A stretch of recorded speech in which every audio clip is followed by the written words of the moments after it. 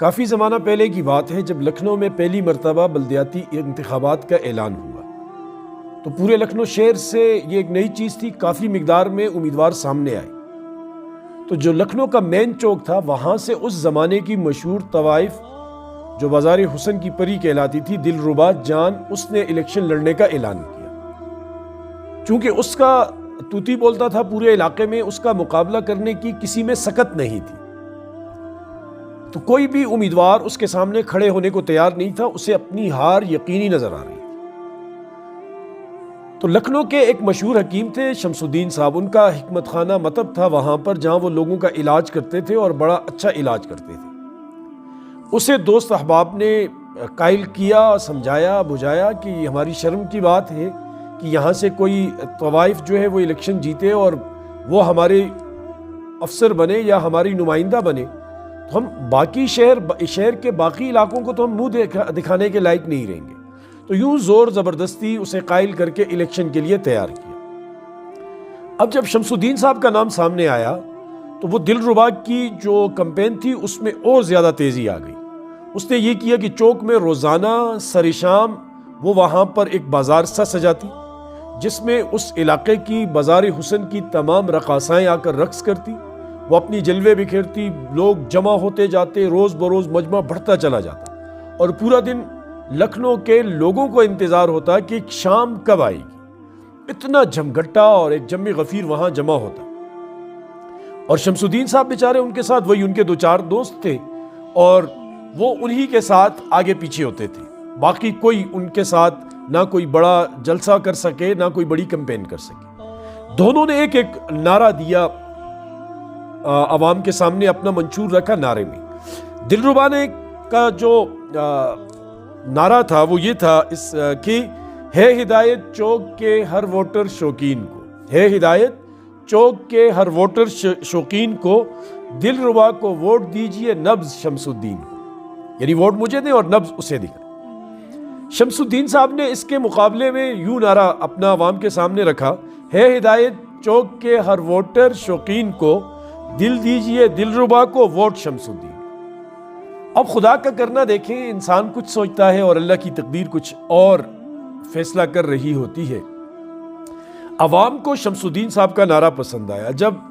Result out ہوا تو شمس الدین صاحب بھاری اکثریت سے جیت گئے۔ تو لکھنؤ تہذیب کا شہر ہے، مہذب محترم لوگوں کا شہر ہے،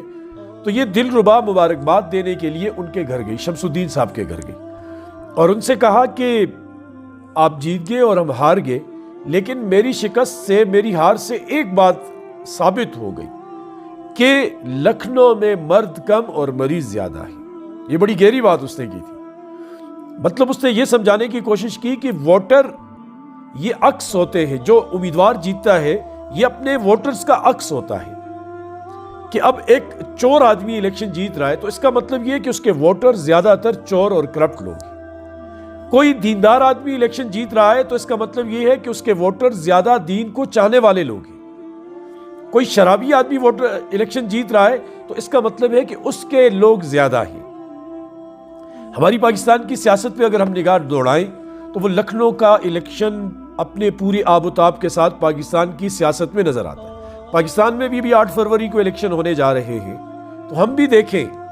یا اس سے پہلے کے جو ریزلٹ ہے اس کے نتائج کو بھی ہم سامنے رکھیں اور دیکھیں کہ کیا ہم بھی لکھنؤ والوں کی طرح ہیں؟ ہمارے جو ریزلٹ آئے ہیں وہ کیا لکھنؤ والوں کی طرح ہیں یا نہیں؟ واقعی صحیح معنوں میں جمہوریت، لوگ کہتے ہیں یہ جمہوریت کا حسن ہے، ہمیں سمجھ نہیں آتی یہ کیسا حسن ہے۔ اس جمہوریت کا جو سب سے منفی پہلو وہ یہ ہے کہ ایک علاقے میں 100 بندے ہیں، ان 100 میں سے 80 بندے کرپٹ ہیں، 80 آدمی چور ہیں، نشئی ہیں، بدکار ہیں، 20 آدمی ٹھیک ہیں، 2 بندے الیکشن میں کھڑے ہوتے ہیں، وہ 80 ایک اتحاد کر کے ایک کو ووٹ دے دیتے ہیں، وہ 20 دوسرے کو دیتے ہیں، تو وہ زانیوں کا، چوروں کا سربراہ الیکشن جیت جاتا ہے، اور جو نیک لوگوں کا نمائندہ ہوتا ہے وہ الیکشن ہار جاتا ہے۔ تو یہ عجیب سی ایک صورت ہے، کچھ سمجھ نہیں آتی کہ اس کا حل کیا ہونا چاہیے، اس کا سلوشن کیا ہونا چاہیے۔ لیکن کم از کم ہمارا یہ فرض بنتا ہے، اپنا حق بنتا ہے، ہم اپنے علاقوں میں ایسے بندے کو ووٹ دیں کہ جس میں کل کو اللہ کے سامنے ہم جواب دیں، اگر ہوں تو کچھ نہ کچھ عذر پیش کر سکیں، کوئی غلط بندہ نہ ہو، کوئی کرپٹ بندہ نہ ہو، کوئی بدکار آدمی نہ ہو، کوئی شرابی اور زانی نہ ہو، کوئی ٹھیک ٹھاک اچھا بندہ ہو اور اس کی جماعت کا نظریہ بھی اچھا ہو۔ اگر ہم ایسا کریں گے تو یہ اس کو مفتی شفیع صاحب رحمۃ اللہ علیہ نے ووٹ کو امانت اور شہادت اسی لیے کہا ہے کہ امانت کے بارے میں بھی قیامت میں پوچھا جائے گا اور شہادت کے بارے میں۔ ہم ووٹ ایک امانت ہے کہ کسی بندے کو ہم اپنا علاقے کے فیصلہ کرنے کی طاقت دیتے ہیں تو اسے اپنی امانت دیتے ہیں، پورا علاقہ اس کی امانت میں دے دیتے ہیں۔ اگر ہم صحیح بندے کو دیں گے تو وہ امانت داری کا خیال رکھے گا، اور غلط آدمی کو دیں گے تو وہ اس کا جنازہ نکال دے گا۔ اسی طرح شہادت ہے، ہم گواہی دیتے ہیں کہ یا اللہ یہ جتنے لوگ الیکشن میں کھڑے ہوئے ان میں یہ بندہ ٹھیک تھا جس کو ہم نے ووٹ دیا، یا اللہ جتنی پارٹیاں ہیں یہ پارٹی ٹھیک تھی ہم نے اس کو ووٹ دیا، اور کل قیامت میں پوچھو۔ اس لیے اگر ہم اچھے لوگوں کو ووٹ دیں گے تو کم از کم اللہ کے ہاں سرخرو ہوں گے۔ اللہ ہمیں سمجھ کی توفیق نصیب فرمائے۔